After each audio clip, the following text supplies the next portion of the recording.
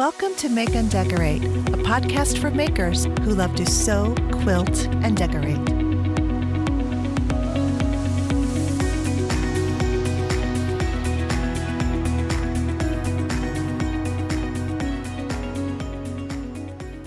Hey everyone, welcome back or welcome to the Make and Decorate podcast with Stephanie. I'm Stephanie, and this is the premiere episode of season 4. Yay! We made it to season 4, and it is a month early ahead of schedule.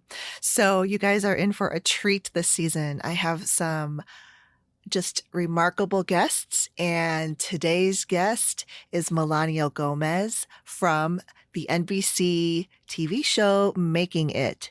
He was a maker on the show and semi-finalist all the way to the end. All right, so a couple of things before we get onto my conversation with Melanio. If you notice on your podcast apps, I have a new logo for the podcast, and I love it. And I shortened the name a little bit, so it's Make and Decorate with Stephanie instead of with Stephanie Socha Design. And that's one new thing for the show.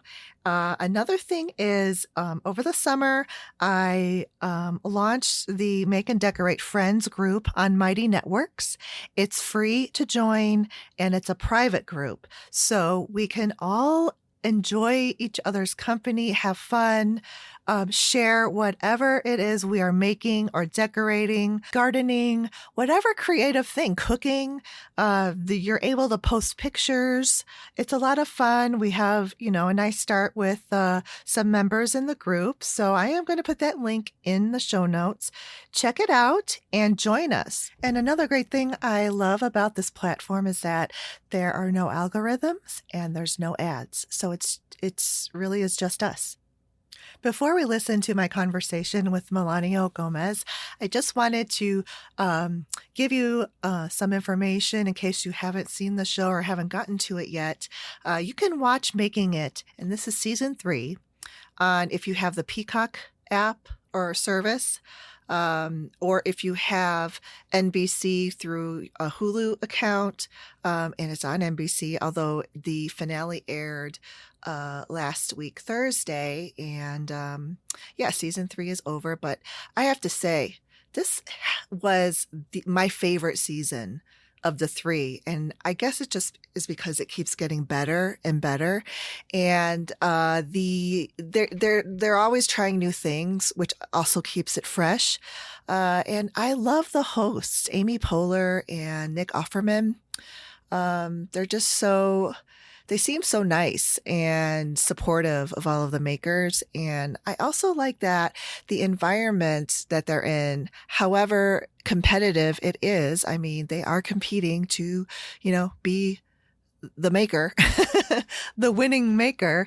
But I think the environment there is just, made less stressful. I mean, it's stressful enough with the time constraints, but this season, for whatever reason, it seemed like all of the makers really got along with each other, and it was really nice to see. So a quick synopsis is that the makers have 2 challenges to complete every episode, and each of those challenges has a winner, and they get this embroidered patch if they win.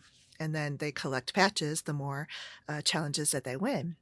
And they have incorporated a couple of different things this season. And one of them is this mega craft. And the mega craft is the entire episode, and it's a huge project. That was really fun. They keep it really fresh. And also they keep you guessing. You really... Sometimes I get it right, and other times I don't on who I think is going to win that challenge, because it's based on the judges, really. There's 2 judges, Simon Doonan and Dana Johnson.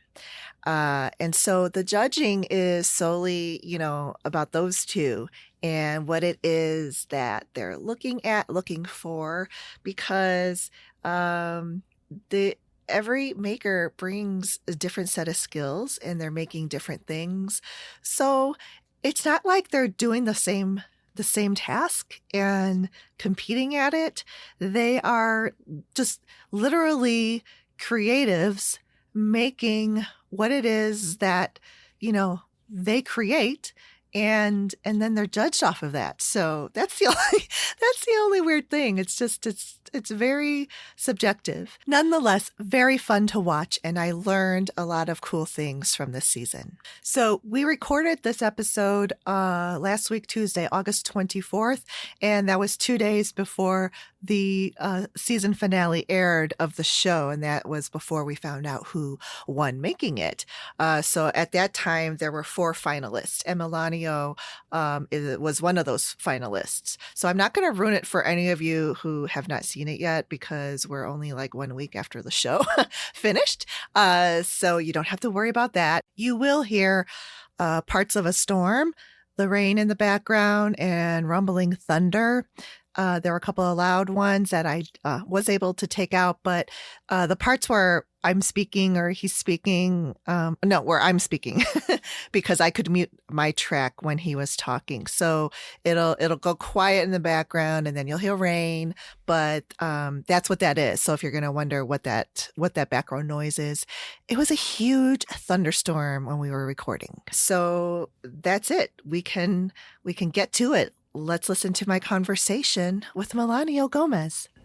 So I'm so excited because my guest today is Melanio Gomez, and he is a maker and a finalist on the NBC TV show Making It Season 3. So welcome, Melanio.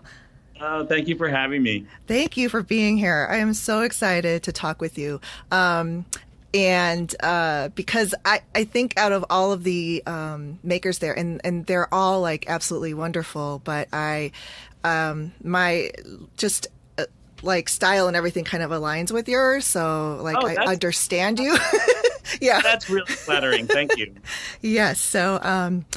So anyway, let's just, before we dive into season 3, let's take a step back and talk about how you have become what I call a maker extraordinaire.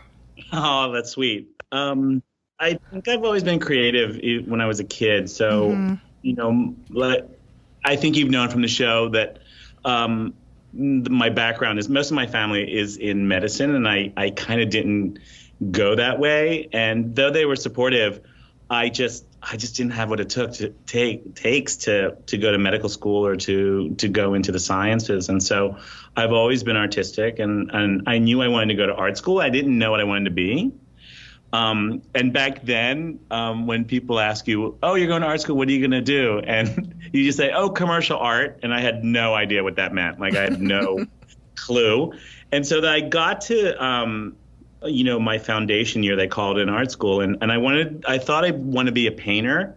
But, once you meet other people, you kind of realize your strengths and your weaknesses. And there were so many other people so much more disciplined to go into painting that I met that were really devoted to it. Mm-hmm. And so I settled for, well, I didn't settle. I just went, still like to draw. I went into illustration. Okay. And so when I went into illustration, I excelled in it, but I found myself sort of copying my teacher, whoever my teacher was. And then, as an illustrator, you have to have your own style. So I was more of a mimic when it came to illustration and painting styles. So I actually veered towards graphics when I was in my 3rd year of art school. And it was still illustrative, but it was more of graphic design. And then when I graduated, I completely panicked. I thought, oh God, what am I going to do? What am I going to do? And I thought, okay, let me go to grad school. And I was already like applying for maybe set design or, interior design. And I thought I just need to stay in school. But then reality hit, and you realize that you got to sort of get on with it. And my best friend was moving to New York, and I talked to a counselor, and the first question I said was, what is the highest paid graphic design job. And they said, well, it's packaging design. And I said, okay, so any kind of packaging? And then no, cosmetics, products, general products, in the supermarket and things like that. And I said, okay, so I basically took that summer and I redid my portfolio and I did it into a packaging design portfolio, and I got a job in New York because my best friend was moving there. And that's where it kind of started. And then I went to traditional graphic design firms as a junior designer. But at the same time, I had started this design firm with two friends from college, from art school. And it all started with this bookbinding course that I took and my best friend took at the time. And the last project was make something other than a book. And so we made these hand marbled papers covering frames. And so we had them in our apartment in New York. And another classmate came up and said, "These are amazing. Like you should try selling these, And we're like, "No, really?" And so she goes, "Well, do you mind if I try?" And then she came back like the next week with an order for like 25 of them. Wow. And so it took us forever to make them. Right? It just took so long. Like hand binding, we're like, oh my God. And we were doing it at night and we were both freelancing. My one partner is an industrial designer, and the other partner, Mary, was an industrial designer as well. So we kind of just did this thing on the side, this sort of side hustle where we'd sell tabletops. And then we were like we sold to Barney's New York, and they basically totally took advantage of us. And then these like art school 24-year-olds or 23-year-olds and said, "You're exclusive to us." But we were so like, oh my God, but it's Barney's, So we were sort of creating this tabletop stuff for them. And we started doing like blotters and pencil holders and mail holders and albums. And then I think the two industrial designers were getting really itchy. Like they wanted to do something more industrial design. So we had this idea of still screening on book cloth and then binding with it. And nobody was doing it yet. Like we were just doing sort of these graphic patterns that I was designing. And we had a silk screener friend who was doing them. And then we were doing them on all those books and journals and things like that. And then the one industrial designer, Darren, was like, well, why don't we design it on a shade? Let's make a shade out of it. And so he designed a lamp. And that's how the whole lamp business started with us. And it started as a design firm where we would take on any job. We would, if it was graphics or if it was interiors or if it was product design, we were just doing it. But we were all freelancing, and then the day happened where we said, should we do this full time? And then we all sort of quit our freelance gigs or our jobs, and we tried to do it. And we grew it to this lighting company. We were still selling tabletops, but then it kind of just steamrolled into a lighting company. And at the time, and this is sort of before Etsy, before Amazon, before those venues where it's really easier for crafters and makers to sell stuff. So we were doing trade shows after trade show, and we were in a wholesale market. And then finally, we had to sort of make this decision because at the time we were selling to Bed Bath and Crate and Barrel and higher end places, and we were also doing hotels. But then there were 3 manufacturers that were still producing in the U.S., and 2 of them decided to go overseas. And we had to basically decide, what do we want to do? I mean, we're not going to be able to keep up. And at this time, we had a loft in Philadelphia.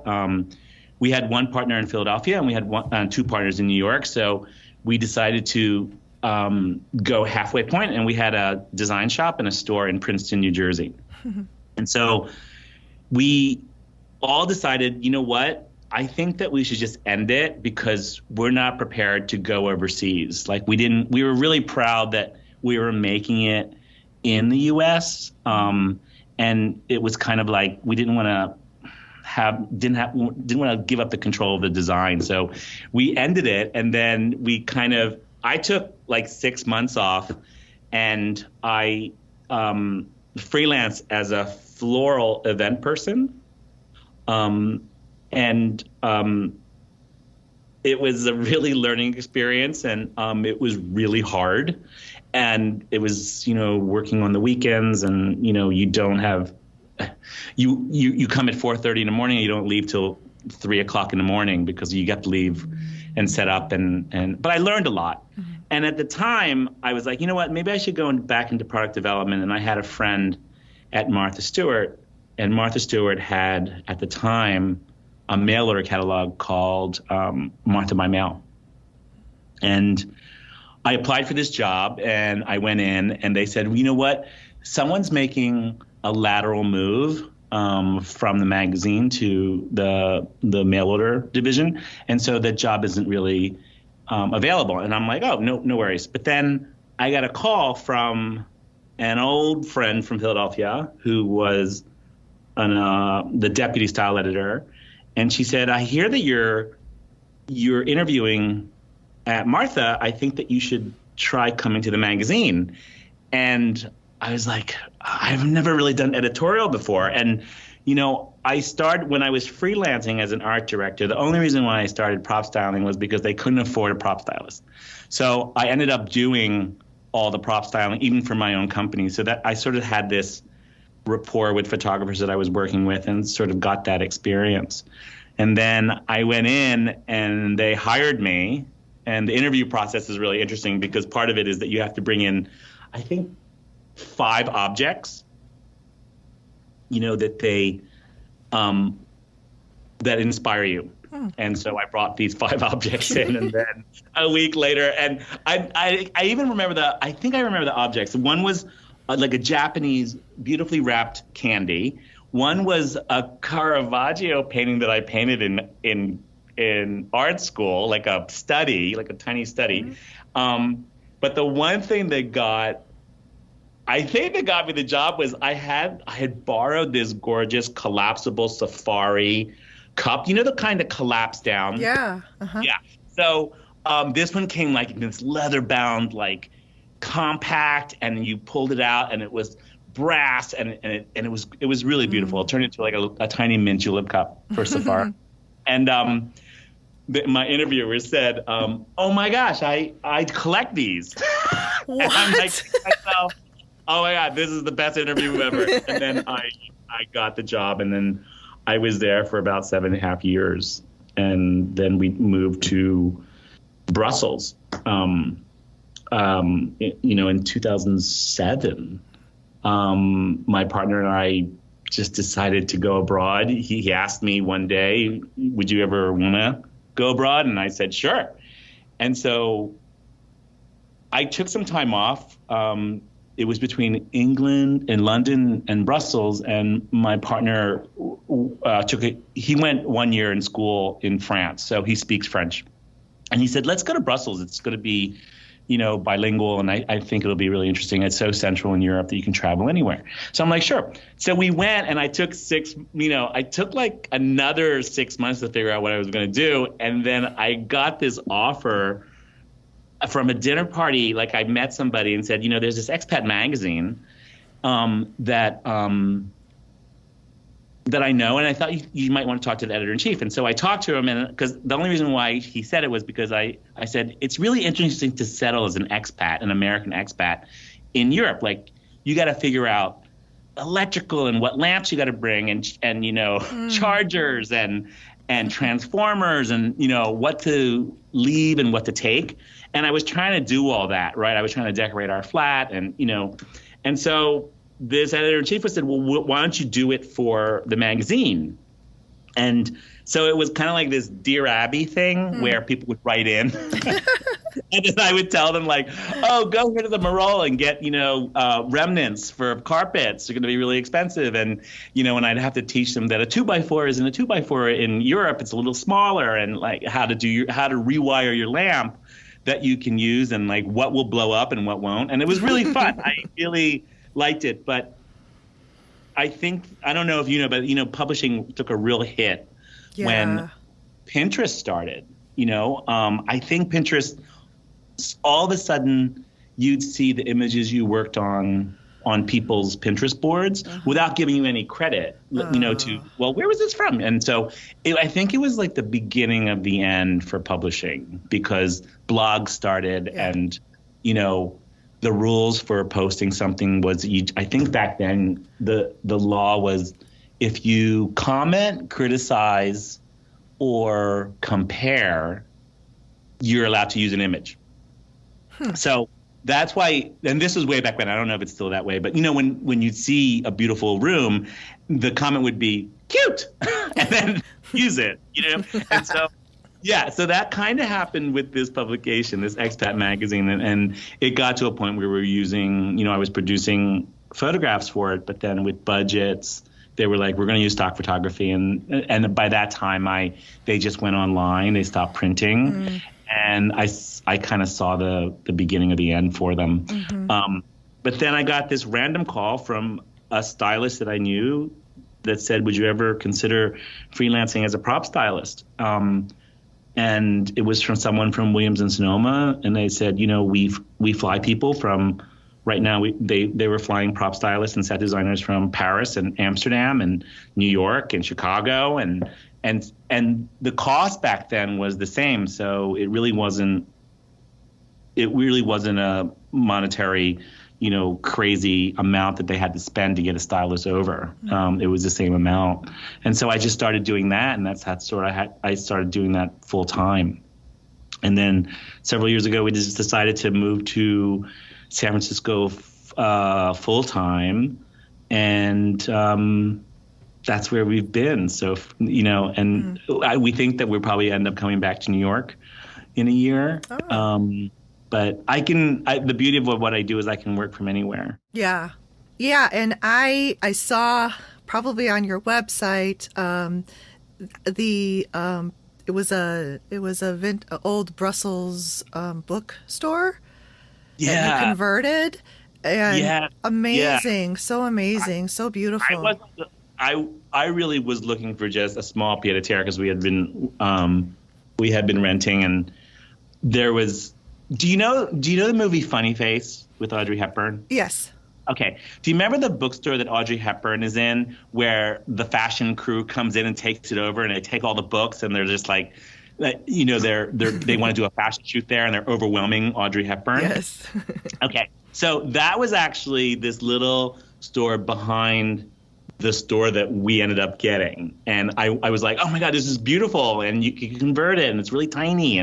But it was sold. The real estate agent made a mistake. And really the only reason why we took that on was that the owner, who happened to be at the building, and I was generally curious to see what this old Flemish bookstore looked like. So I was just like, yeah, I'll come and talk to you, and we ended up talking for an hour. And his aesthetic is more restoration than renovation. And he works on listed buildings, and I was fascinated with him. I was fascinated with the way that they were redoing it and the intention of getting craftsmen. And Brussels and Belgium is all about guilds. And so that's really, like the article says, it's alive and well in that city, where the plasterers, the plumbers, the painters, the iron workers, the woodworkers are all really revered as craftsmen, and I think that's really nice. It was really nice to work for them. I mean, the language barrier is a little tough, but there's a lot of charades when you're working with them. You're like, call me. Yeah. Or a lot of painters were Polish, plasterers were Irish, plumbers were French, or that actually helps you when they are from another country, because their French is probably as good as yours, so you're kind of they're very forgiving. But especially the Flemish, they all know how to speak English. That's great. Yeah, really nice. I like that idea too of the restoration versus renovation, and I think it kind of looked like that when you had renovated it. You kept a lot of the integrity of the architecture. And that's like a really old building from like the 1700s, I think. So, yeah. I know. Was it 1761? I think it is. Yeah. The first brick was laid, or no, 16 something. It was the first brick. Oh, I know. wow. Mind-boggling. Yeah, it is. It was crazy because, like, we had storage in the basement, and it never freaked me out. You think that it would be like Tales of the Crypt back there, down there, but it wasn't. It really wasn't creepy. I don't know why. Huh. And it had like vaulted ceilings and stuff. But they were required to restore certain things. Some things they couldn't. Like there was a dining sort of rosette that was when they went to go restore and the scaffolding went up. First they touched it and the whole thing just fell down. Oh. So they didn't have to redo that because you'd never be able to get that back. It was like 1 million pieces.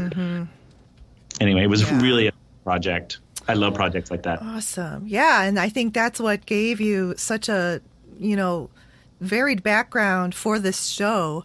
Because they don't just cover like one discipline. It's anything you got, bring it. And when they asked me in the beginning during auditions, like, what kind of crafter are you? And I said, I've always made stuff from sheer necessity. In early days I couldn't afford it, and then even now I look at something that I want and I'm like, you know what, I could probably figure that out. And I think that that's what I wanted to bring to the show and make it, I don't know, maybe it was because I am from that Martha world of do it yourself, and learning that I wanted to be accessible, and someone else had asked me, well, oh my gosh, the stuff that you do is just, some of it's just so over the top, I would never be able to do it. I'm like, I don't think that's the point. The point is, if you can take one thing from it, I think that would be great. I mean, that's so fulfilling. And someone said, well, I don't want to make a wine rack from scratch. I just don't know if I can do it. I'm like, but you can also customize a wine rack, an existing one. You can monogram it. You can paint it. You can, there's all these things to make it your own and special that I feel like I wanted to do in the show. And I'm really happy with everything that I made. Yeah, me too. Let's talk about it. So this was a different thing where you and Kara were not in the first episode. And then all of a sudden at the end of that episode, they were like, we are not getting rid of someone this week. You're all staying. And they're all like, yay. And then they're like, in fact, we're adding 2 more. And they're like, oh. Sure that they were like, great. Yeah. I know. Yeah, I know. Like, as you knew from the show, Amy absolutely hates it. Sending home. I think she gets as emotional as we do when it comes to people departing. So, we were really excited. I was really I was nervous. And we, a lot of people we see the show when the viewers see it. Like, we don't, I don't know. Oh, really? Okay.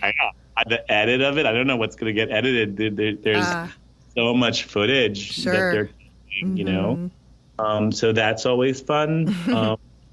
And all of us have become friends. I think that we are friends only because we're all so different. Yeah.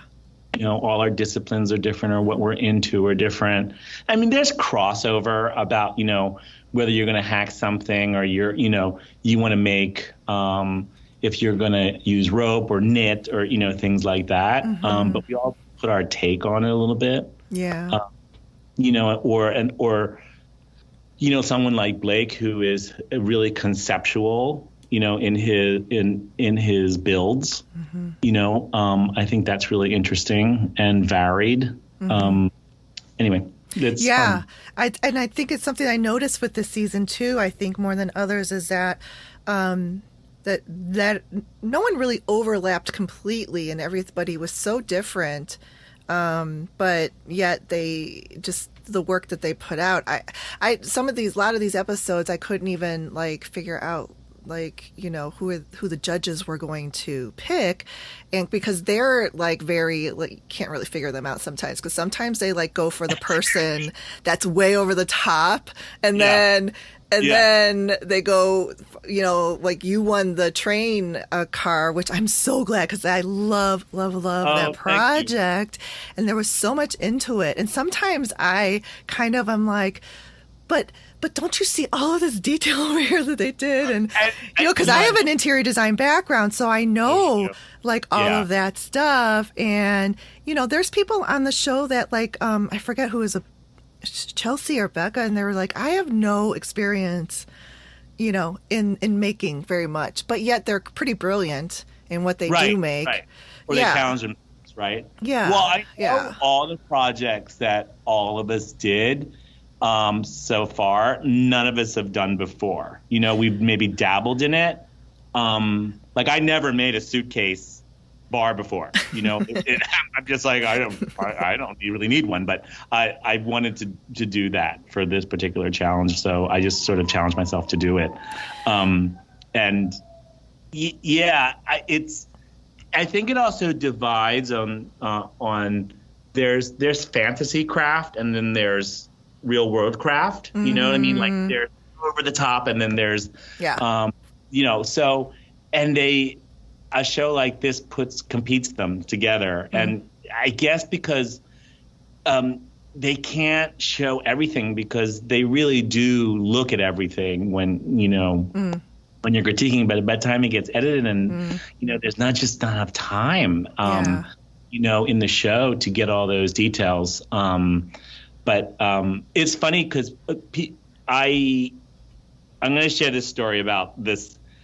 After I did the Asbury Park, you know, family night out, I was here in Greensboro, and I was about to go to bed, and I got this email, and it was from a gentleman, and he said, you know, I just watched Making It, and I just watched the episode, and I'm disabled and I'm a quadriplegic.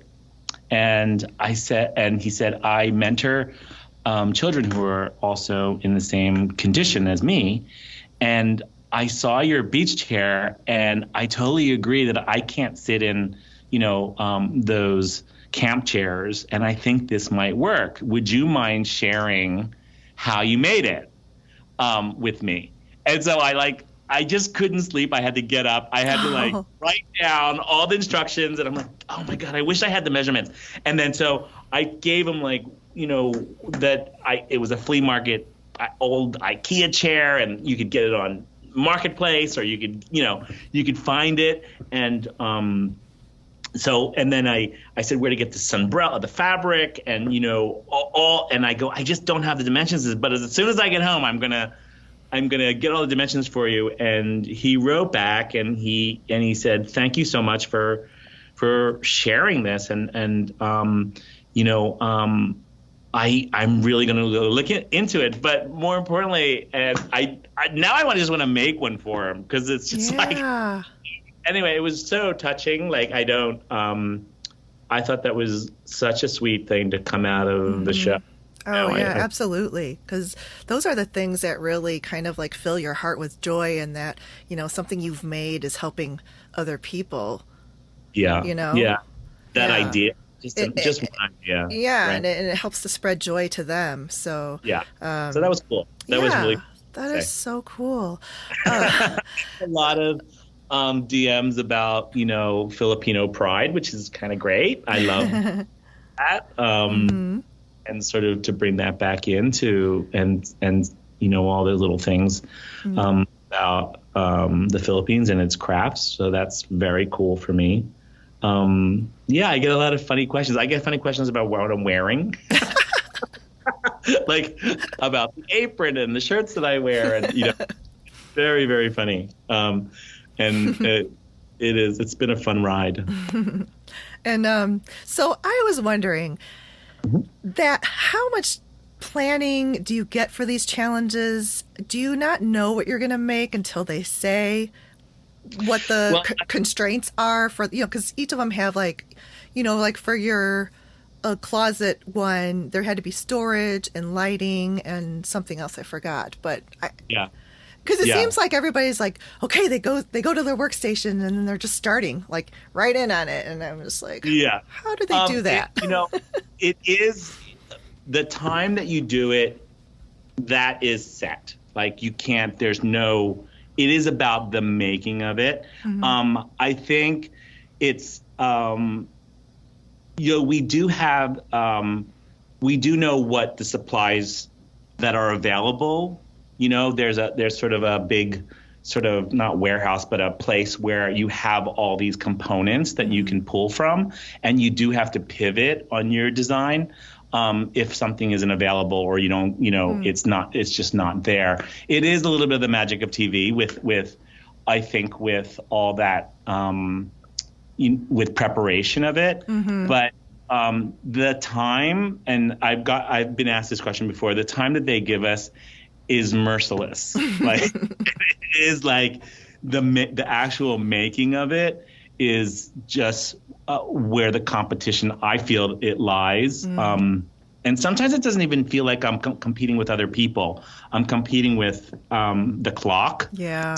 Because I got to get it done. Like I have to figure out, and then you think that this is going to work, and then that's not the right fabric, or that's not, you don't have that string, or you don't have that stuff. So there's a lot of pivoting when it's a big build, or you don't have that right color, or then there's television constraints about the height of something inside, or not to be able to have fire and things, and lighting, and you learn all that on the fly. You learn it, and then you're like, okay, now what am I going to do? And then that back wall in the back. Some people really utilized it. There's a whole bunch of supplies there that you're allowed to have in the drawers and everything, from fabric to everything, and then. Did I use a lot of it? I did find myself, if I wanted to embellish something more, I would do it. I would go like, oh, what could I use this for? But yeah, so I think that is the best answer for it. Yeah, no, it actually, you explained it well, and I kind of get it better now, because it was just kind of like lost on me of like, from planning prep to the making. So they really want to show the making of it, because that's the fun part. Everybody said they wish there would be more of that, but just no time as far as the amount of time that the show is. And we're always bummed. We're like, oh man, they didn't show that one part. We have like these giveaways that we do, that each maker, we do this sort of IG Live, and then we do a giveaway. We all decided, let's each take a turn. And this week was mine. So I printed out some holiday cards, but the box that it comes in is actually a box from my train car. And they didn't have time to focus in on that particular crap, but it's like a book bound box with marble paper. Right. Yeah. And yeah. Was it on that train shelf? Yeah, it was on the I top. saw it. I noticed it. Oh, you did? Oh, Thank you very much. And they're all labeled like France 2015. Yes. Yeah. And they were supposed to be for memorabilia for Chris. And so, I'm glad you noticed it. I did. Yes. I'm telling you, I loved it. I probably watched that episode a couple times, and you painted the artwork that was supposed to be the view out the windows. Yeah? I did. It was a painting that I had. Actually, I was looking for a sketch of it, or that I had done, but I ended up using a photograph that was up from my phone, and it's a train ride to the south of France, and I had to do it so quickly because it was, and maybe that was better. I have a really good friend who's a plein air painter, where she just goes out. I don't know how she does it. She has a series of surfers that she does, and I was like, I bought them. I'm like, I love these, but how do you do it when they're moving? Right. And, and the light is changing. It's just phenomenal. Anyway, I felt like her doing it really quickly. Yeah. And I think I had 15 minutes to do it. And I left it for the last thing because there were so many components to that build. Yeah. So did you actually build the ottoman and the baghead seats? The ottoman was an IKEA ottoman. And I did a slip cover for it. Okay. Right. And then the seats, we ended up building for the train car itself. And the thing with that was that I had this grand design, like, it's going to look just like the brackets on a train and whatever. And then I remember someone saying, are you going to be able to sit on it? Because they're going to sit on it. And then last minute, Jimmy Dress was just like, you got to figure out like how to support that because they're going to come in and sit on it. And I did. That was the first thing they did was sit on it. So there's just like an invisible bracket that he helped me design. And, Jimmy helped us with a lot of our engineering things, just to like, you should maybe consider this, or did you ever think of, interlocking this and that? So he helped me with that, and it was the first thing they did. They sat in it, and I was like, even then, when they were sitting on it, you're nervous. Right, yeah. They love to do that too. They love to like sit at, like, is this going to hold, or is it going to fall and collapse? And Jimmy DiResta is so cool. Before he even was like on this series of Making It, he has a podcast called Making It with two other guys. Have you ever heard it? Yeah, I love it. I listen to it all the time. I've been listening to it for years. I'm not a woodworker. I'm a designer, and I quilt and I sew. I like to work with fabrics, but these guys are so interesting, and Jimmy is just so brilliant. I get ideas from them, and I think that's how you kind of have been too through your path of just like, learning from other people that maybe might not be in your same, area of work, and that just makes you even that more of a rounded, I don't know, I want to say artist or designer or whatever, but it just gives you that extra depth of that's actually a really nice thing to learn or to say, and the way to be, because I actually do like teaching. Like, I like teaching somebody how to do something. When we were in Brussels, we had a group of friends, and these guys, and we would hang out and do things. And when I was working as a stylist in the United States, I have a really good friend, David, who lives in Minnesota, and he's also a stylist. And someone found a book called Man Craft, but just crafts for men. And it's really sexist because it's just like leather craft and woodworking and whatever. Blacksmithing. And so he decided to do it for a weekend, like to do leather crafts and wood crafts and, I don't know, like chainsaw stumps and things like that. And so I was so inspired by it that I did it in Brussels. And me and my friend Joe, we would rent like an Airbnb, like a farm, and we'd say, okay, it has to house like 15 people, and we're going to spend the weekend, and we just need a work area, and we can work outside, whatever. And then we would do this Mancraft thing, and we really loved it. I think it's on my website, and I think they've changed it. Is that the one where I saw there were sewing machines on a table, and they were like pounding into leather with a rivet? That's what that was. Oh, that's cool. Yeah, it was very cool. And the first one we did was we were going to make a tote bag, and I got this like bolt of like really heavy Japanese denim, really stiff. And then like I told everybody, bring old belts, and then I'll provide 2 sewing machines, and we had a serger. Someone brought a serger, I think, and I had made this basic tote bag, simple denim tote bag with like a belt cut in half and then riveted for the handles, right? Yeah. And so you'd think that everybody would just be happy with that, but there's all of a sudden people are getting like, "Ooh, I want to make a backpack. I want to make."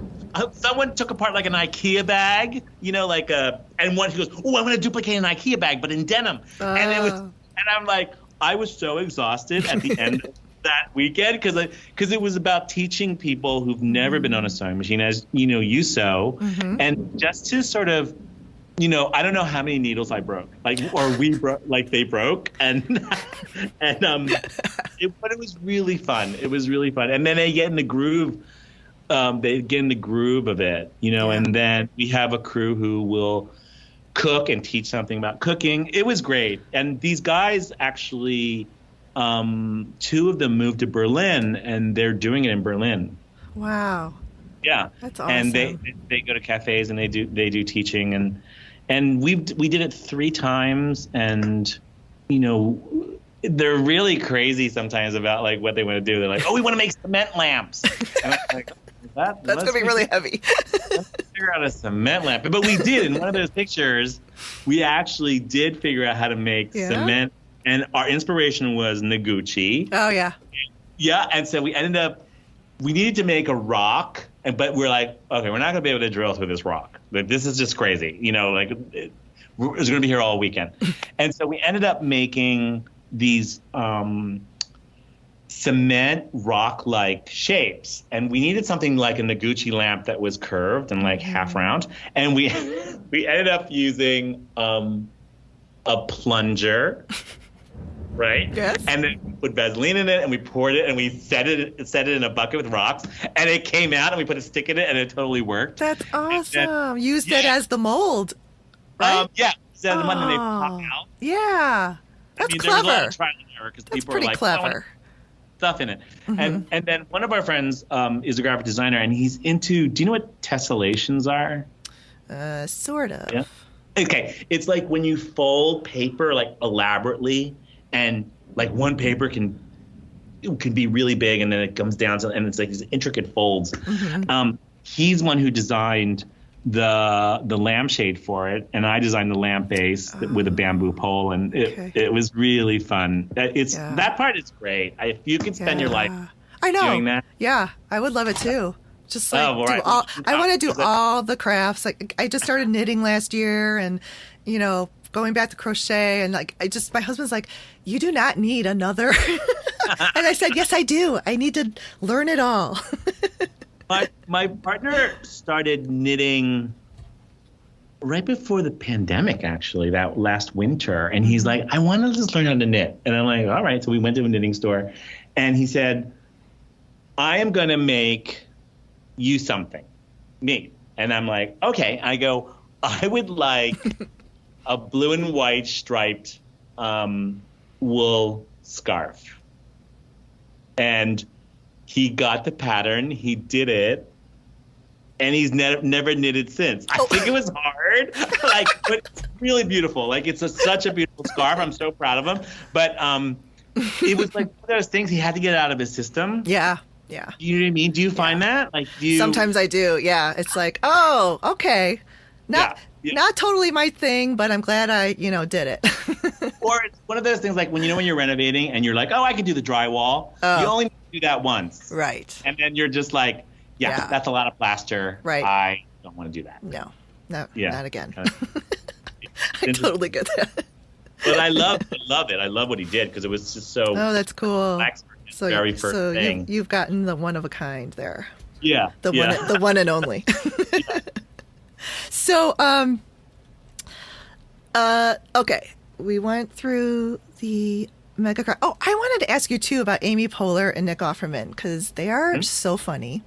And when they go to table to table and ask you what you're doing and stuff like that, is it do you guys start cracking up a lot and you have to do other takes, or is it stressful? I wonder how it is for you guys, when they come by.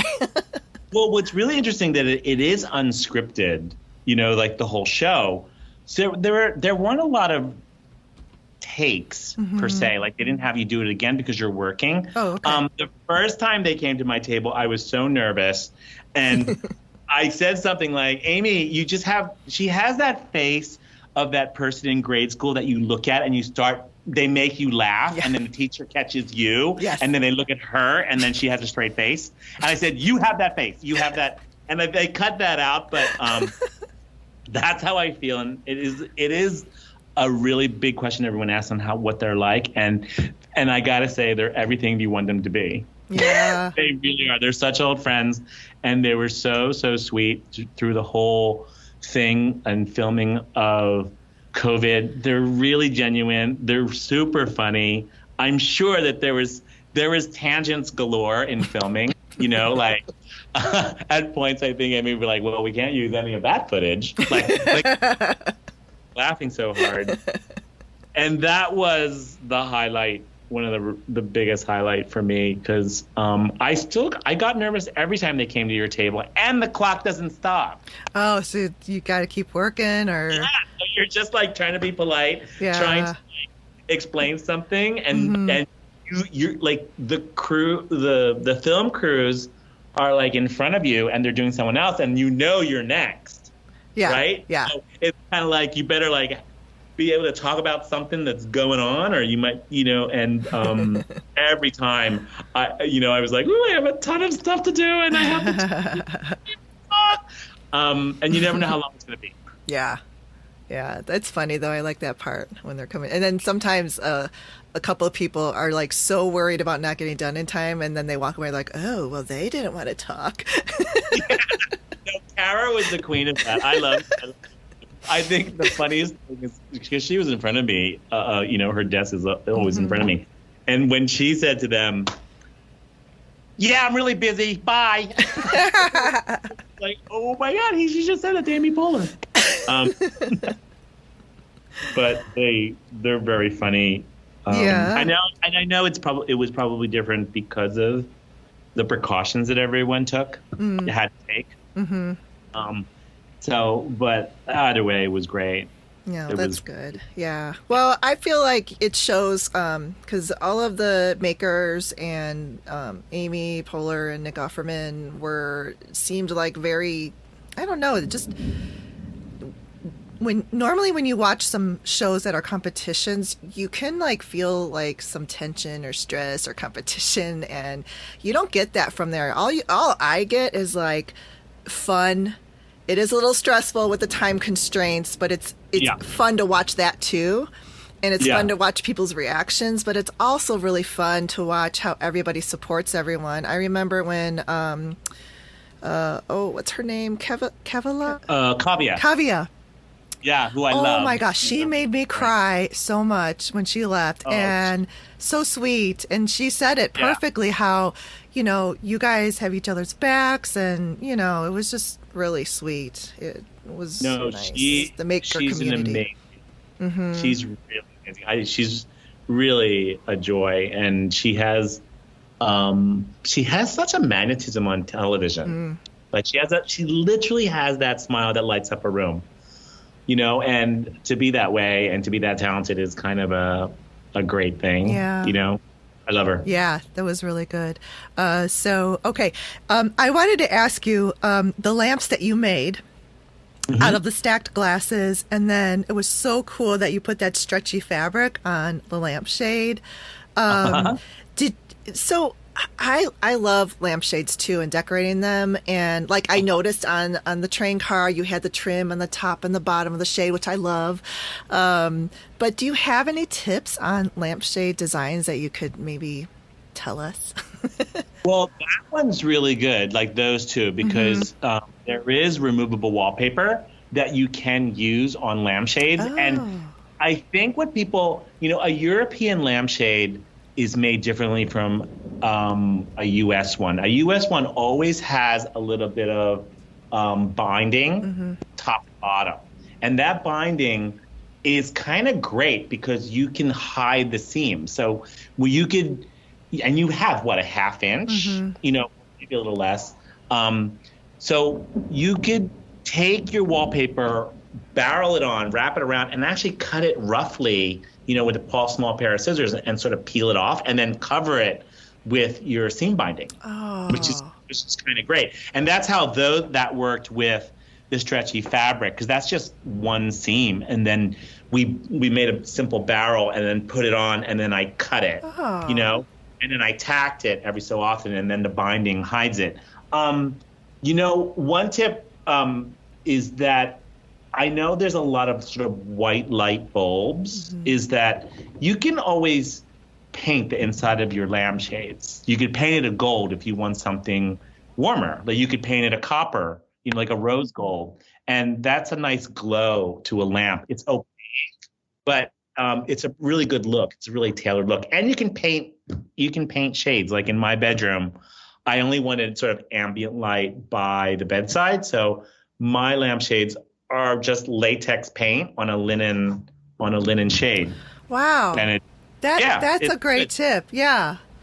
Yeah, like just use matte, and it's really good. You might need several coats, but it's kind of, it's a canvas. It's not going to come apart, and you can even prime it with a gesso and then put the color on top. Oh, really good. See? Yeah. Learned something new. Mod Podge works really well on it too. Mod Podge, right.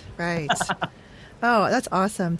So, and throughout the competition, you became known as the King of Hacks. What was the favorite hack that you did? My favorite hack on the show. That's really interesting. My favorite project was the bar. When I had done it, it was emotional because it was my dad's and the whole business of that, that kind of thing. But I wanted to make it a piece of furniture, and I had gone to a restaurant, supply place, and I thought, oh my God, it would be cool to use the kind where they set the big tray on, to attach it to that and sort of hack it by attaching wine holders underneath, and then the crossbar holds wine. Right. Like it's really, really easy, The other hack that they seemed to like was when we were sewing the pillows I can't believe people don't know just to do one side. Oh, yes, they love that. Right. You said put a solid fabric on the back. Yeah. Right? Just because whoever, if you can only afford a quarter yard yes, for a pillow, just buy a quarter yard and just buy a contrast fabric on the other side. Yeah. Awesome. I think I had a hack in every one. That's why you're the king. So far, which is kind of which is bizarre. I love my lending library too. I really like that. Oh, yeah. That was an IKEA table, so that was kind of cool. Yeah, I liked that episode too. It was really interesting. That mushroom that Kara made was insane. Oh my gosh, I know. Insane. I have never worked with foam at all, and I'm seeing. Me neither. Right? Yeah, it's really intimidating to watch. Really? Yeah, because, like I said, a lot of the competition was with yourself, and you're not paying attention to what other makers are doing because you just want to get done. And all of a sudden, I would look over, and there'd be like Disneyland next to me. Like, it would be like, oh my God, there's so much. That's crazy. She's so fast at it. She is, at her medium, and really fascinating to watch. And I only am watching it as people are watching it. Like I'm seeing it when you're seeing it. I'm like, really? Is that how she did that? And so that's really interesting because you're just so focused on what you're doing. Yeah, it's amazing. I love seeing that because it's just I had no idea that you could make a wood texture out of foam, like my God, real wood planks. It's just like mind blowing. It's really. She has this industrial glue gun that I think I'd love to have. It's a glue gun that's just like the sticks are like huge on it. And she has I tried her knife cutter. It's like a steel rod basically. It's called a hot knife for I have like a tombstone in my bat cave. And I said, oh, can I use that to cut it? Whatever. And she gave me this really fast tutorial about it. And she goes, whatever you do, don't touch this because this will cut your finger off. Oh, okay. But it's literally this rod. Here, I have a ruler. It's like a rod that's two rods. And it's so fast. It's really frightening. There's no guard on it. Yeah.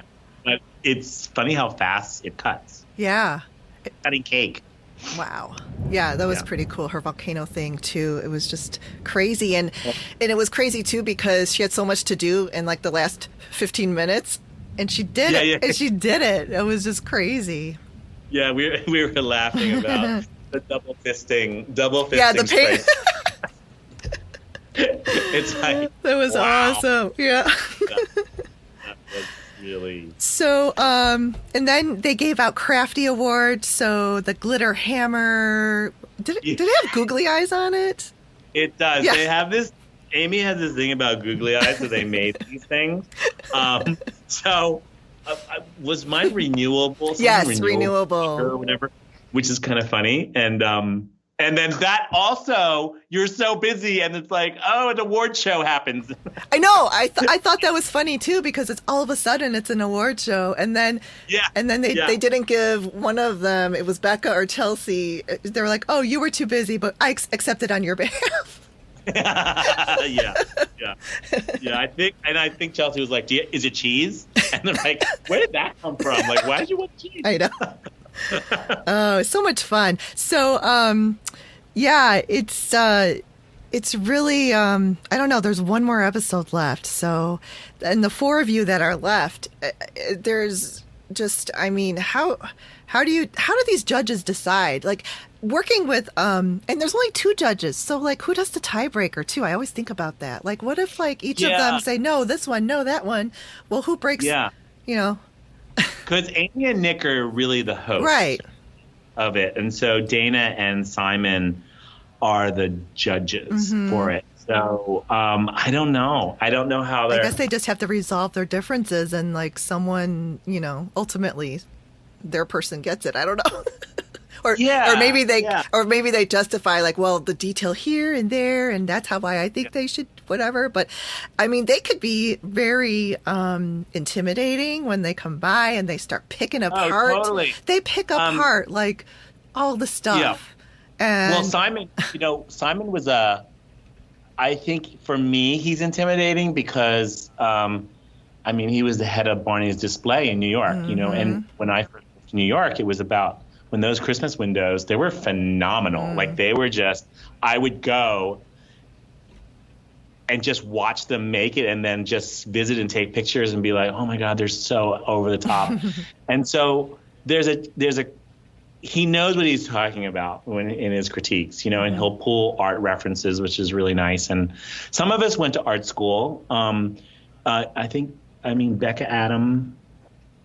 Becca Adam, Chelsea, I think, might have gone, and maybe Kavya, to art school. So those critiques were sort of used to. Okay. And people don't realize how much of the critiques get cut. Oh, okay. Because they really go over every all the details. Inch of the, good and bad. You know? And you have to sort of decide how you want to react, or if you agree, or, you know, you talk it through, like all that, just like on other competition shows. And yeah, it's interesting. I don't know how I'm not quite sure if it's tallied up from how you did in the past, or, you know, or is it just that I don't know how they are doing it. Well, sometimes they'll say, like, it came down to this, like this part, like, you know, your swing fell down when we sat on it or something like that. Blake, the cloud. Yeah, that's the hardest thing too. Like when you know that turning point, you know, where it's like, oh, why did that happen, kind of thing. That's hard. I think that's really hard. And you know what? You know, if it was me, I would have. And my rules, it would be we all get to make exactly what we get to make, all 10 of us, and then they decide. Because there were so many, you know, I would just love to have seen what the people who didn't get to stay were gonna make. Yeah. Right. I think that would be very cool. So I don't know. Maybe that's another season. Yeah, maybe they can incorporate that, like Top Chef, where they go back to the kitchen or whatever, and they have a way to come back into the competition with all those tasks. I think they're doing that on Drag Race right now. Oh, are they? Yeah, it's like a a competition within a competition Yeah. kind of thing. Uh-huh. So you have a chance to come back. I think that's cool. Yeah. So Yeah. maybe they'll come back with that. Well, all right. So I am dying to know who wins. I want to say it's you, but I have to wait. I have to wait 2 more days. 2 more days. It's the that's the one they don't change. It's the shed makeover or hack. The shed. Yeah, the shed hack. Yeah. So it's always big. It's a huge project. Yeah. Yeah. It's so popular. Mm-hmm. You know, watch the past seasons. They kind of go over the top. Yeah. And it'll be fun. It'll be fun. Yeah, I can't wait to see it. I cannot wait. Yeah. So after, like, what's next for you? Because I was wondering, do you have any desire to have like your own TV show? And you mentioned like you like to teach people, and that's one of the things I was thinking, because back in the day, like when you first started working with Martha Stewart, I actually ordered from her mail catalog those 2 little Martha by mail salt and pepper sellers, and they were that green color that she loved, the little lives, jadeite, yes, and that's when like HGTV and all of those, like her show, they showed you how to make stuff and this DIY, and it's not like that anymore. It's like how to buy real estate now and stuff. But so I would love to see a show like that come back where, you know, you take us from a beginning to an end of a craft, or, you know, show us high-low decorating tips, because I also love doing that. And they just don't make shows like that anymore, but maybe they could. Maybe it could have a comeback. Oh, I'd love to do it. It's also the format of social media is so fast. Yeah. And I think what I do, I don't like speeding it up. I don't need to like speed up, you know, when they speed up a do-it-yourself video. Yeah. I mean, even recipes on the weekend, I slow down. You know, like the kind that you find on TikTok. You know, it's like you have to keep replaying it. Yes. It's just like, wait, how many cups of sugar? You know, kind of thing. So if you and I feel that way, then I know that there's a market for it. Oh, so, good. If that opportunity ever came up, that'd be great. That's awesome. It would be really fun. Blake and Gary have YouTube channels. Okay. That they do, which are really kind of fun. And Blake sort of posts his how-tos, and he's so good at sort of filming his projects, and we could all learn a lot from him. Oh, you know? I'll look up his, Blake, and Jimmy DeResta does too. I love watching his YouTube channel. It's great. Yeah. So good. All right. Well, thank you so much for coming on the show today. I had just a wonderful time talking with you. Oh. Yeah. And thanks for letting me ramble on. Oh my gosh, I could listen to you for days. It's just the travels that you've done and the experience that you've gained, and the fact that you're willing to share it back, you know, pay it forward, means a lot. So I think that's what else kind of drew me to you, and that one of the things I love about you. So yeah, I'm so glad that you're on the show, and I'm so glad I had a chance to have you on my podcast show, Make and Decorate. That's very, very cool to be on. My partner and I are big podcast listeners, so good. I was really excited to do it. Great. And thank you for having me. Okay, wonderful. All right, so take care, and I hope you win. Yay! But this is airing on the 2nd, so we'll all know by then who wins. But okay, cool. But fingers crossed, because you're watching it like how except you already know. But anyway. It's so close. Okay, I only have 2 more days. All right. All right. Thank you. Right, Bye-bye. bye. Thanks for listening. And don't forget to subscribe and tell everyone about the podcast, and especially this episode. This is Melanio. I just think he is so amazingly talented and skilled, and such a genuine, nice person. So I hope you enjoyed the episode, and I'm going to leave you with some of the thunders that I muted out. Bye-bye. So, and it's like the skies are really scary right now. It's about to storm.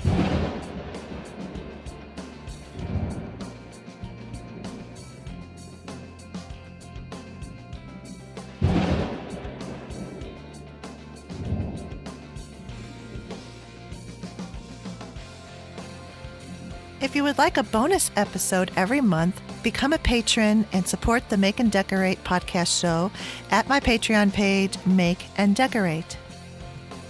For extended show notes with links and photos to what we've talked about, visit my podcast blog at makeanddecorate.com.